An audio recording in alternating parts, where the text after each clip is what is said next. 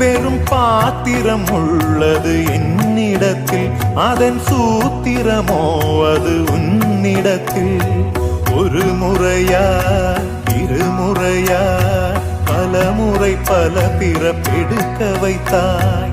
புதுவினையா பழவினையா கணம் கணம் தினம் என்னை துடிக்க வைத்தாய். பொருளுக்கு அலைந்திடும் பொருளற்ற வாழ்க்கையும் துரத்துதே.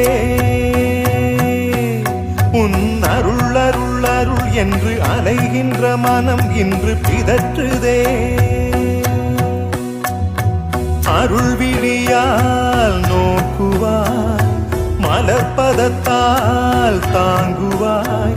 உன் திருக்கரம் என்னை அரவணைத்துனதருள் பெற பிச்சை பாத்திரம் ஏந்தி வந்தேன் ஐயே.